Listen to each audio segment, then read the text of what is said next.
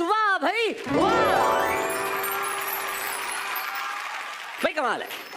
कई लोग बड़ा मासूम होते हैं और मासूम होना भी चाहिए। एक महिला इतनी मासूम, बेचारी रोज वजन करने वाली मशीन पे अपना वजन करती थी और रोज बड़ी खुश होती थी। 68 किलो 68 किलो 68 किलो। एक दिन चश्मा लगा के चढ़ी 88 किलो। तो इतनी मासूम कि चश्मा उतार के बोली, हाय राम 20 किलो का चश्मा।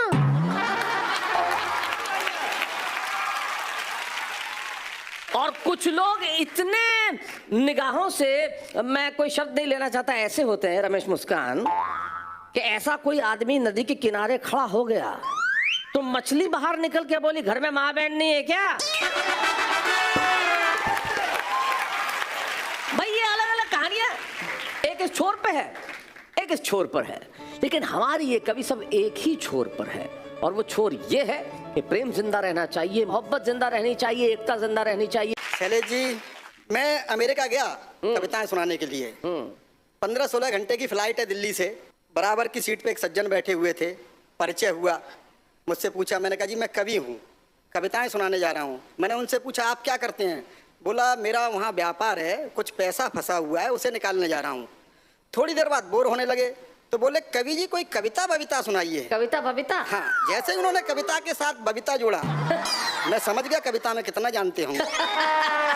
मैंने कहा सेठ जी रहने दीजिए, आपका कविता से क्या लेना देना। तो जिद करने लगे तो मैंने ट्रक से चुराया हुआ एक शेर उन्हें सुना दिया कि हमें तो अपनों ने लूटा, गैरों में कहाँ दम था, मेरी कश्ती वहां डूबी जहां पानी बहुत कम था। तो वो रोने लग गए। रोने लग गए? हाँ। अच्छा। मैंने कहा शायद ज्यादा चोट खाए हुए हैं। हाँ। हो सकता है जीएसटी के पिटे पिटाए हों। हाँ। 2-3 घंटे की नींद उन्होंने निकाली, 2-3 घंटे की मैंने निकाली। अचानक कंधा झकझोर के उन्होंने मुझे उठाया। बोले कवि जी ये बताओ बाद में वो कश्ती निकली या नहीं निकली? तब से मैंने कहा शेर वेर लिखना नहीं है, शेर अपने से हो नहीं पाएगा। तो मैं छोटी छोटी कविताएं लिखता हूँ जी। राजनीति में आप देखते ही हैं, सब लोग जानते हैं इस बात को कि गधे को भी बाप बनाया जाता है। हाँ। तो गधे ने सोचा कि जब इतना मुझे बाप बनाया जा रहा है तो मैं खुद क्यों ना ट्राई करूं। अच्छा। हाँ, उस पर एक संवाद शैली में कविता है, वो आप तक पहुंचाना चाहता हूँ। हाँ। कि रात गधा सपने में आया, रात गधा सपने में आया, उसने मुझसे यूं फरमाया, नेता मुझे बना दो भैया, डूब रही भारत की नैया। लोकतंत्र घायल है अपना, लोकतंत्र घायल है अपना, टूट रहा गांधी का सपना, सपने सारे सच कर दूंगा, खुशियों से झोली भर दूंगा। मैंने कहा बताओ प्रियवर, नेता कैसे तुम्हें बनाऊं, और तुम्हारी क्या है खूबी, जनता को कैसे समझाऊं। तो भोला ढेंचू सुन लो प्यारे। अच्छा। भोला ढेंचू सुन लो प्यारे, अपने में वो गुण हैं सारे, जिनसे राजकाज चलता है, देश चले या ना चल पाए, लेकिन नेता तो चलता है। क्या बात है। अब वो अपनी पारिवारिक पृष्ठभूमि बता रहा है। पारिवारिक पृष्ठभूमि। हाँ, कि घोर गरीबी में रोता था, तस्कर का सोना ढोता था, एक दिन भाग्य हमारा जागा, खेप आखिरी लेकर भागा, तब से धन की कमी नहीं है, आसमान में उड़ता रहता, पैरों नीचे जमी नहीं है। तो धन के बलबूते ही तुमने कई गधे पहले जितवाए, जो करते थे डग्गे मारी या करते थे ताता थैया, देकर वोट कीमती अपना पार लगा दी उनकी नैया।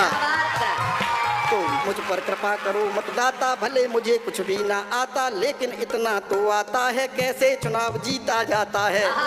अब वो वादे बता रहा है। वादे? हाँ। हाँ, कि देश विदेशों तक जाऊंगा, देश विदेशों तक जाऊंगा, जो मांगोगे वो लाऊंगा, काले धन की बातें छोड़ो, स्विस बैंक ही ढोलाऊंगा। एक बार मौका दो भाई, सबको टीप टॉप कर दूंगा। हाँ। सबको टीप टॉप कर दूंगा, घर घर लैपटॉप भर दूंगा। हाँ। एक बार मौका दो भाई, फ्री मिलेगा वाईफाई।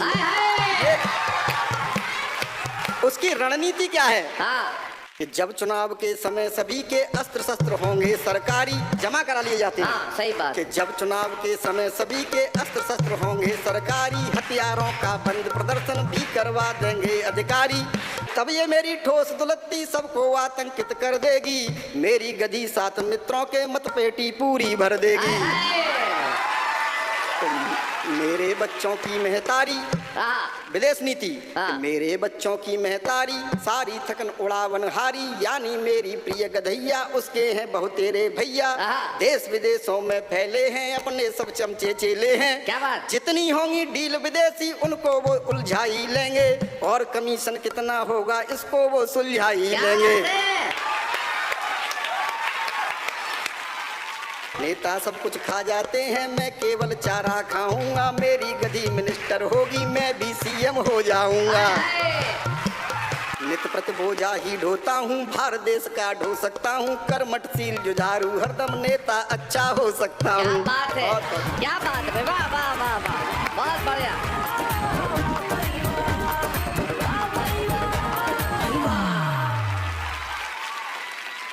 देखिए ये है सटायर, ये है तंज, ये है व्यंग्य। कितनी तमीज से बात कह देना, बिना गाली दिए अपनी बात कह देना, ये बहुत बड़ी ताकत है, ये व्यंग्य की ताकत है। और ये बिल्कुल सही बात है। जब देश की राजनीतिक स्तर को इस कदर गिरा दिया गया हो तब कलमकार क्या करे, उसे लिखना ही पड़ता है। और रमेश तुमने बहुत बढ़िया लिखा, लेकिन कई बार ऐसा होता है, जैसे एक बड़ी पुरानी बात है लेकिन बात बड़ी कमाल की है। किसी ने कह दिया कि भाई ये तो गधे हैं, तो गधे ने कहा आप हमारा अपमान मत कीजिए। गधे का क्या मतलब? गधा कोई गाली के रूप में प्रयोग होना चाहिए क्या? गधा सबसे बढ़िया जानवर है, सबसे बढ़िया।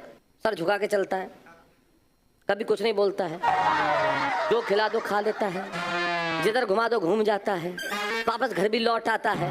और उसे कहो कि तू गधा है तो मान लेता है कि वो गधा है।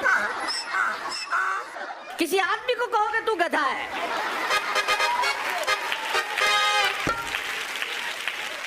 लेकिन ये गलत है कि हम किसी को गाली के रूप में गधा कहें, लेकिन आदमी के भेष में जो गधे घूम रहे हैं उन्हें आदमी तो ना कहें। भाषा का अगर इस्तेमाल नहीं ठीक ढंग से आता हो तो कोई इसमें गलती नहीं है, लेकिन इसे सीखना तो चाहिए। कई लोग ऐसे मिलते हैं, एक शायरी सुनाओ, एक शायरी सुनाओ साहब, मैंने एक शायरी लिखी है। शायरी एक शायरी सुनाओ नहीं होता, शायरी की जाती है, शेर सुनाया जाता है, अशार होते हैं। और सबसे बड़ी बात, शायरी की भी नहीं जाती, महसूस की जाती है। जब रूह कुछ महसूस करती है तो वो अल्फाज शेर बन के निकलते हैं।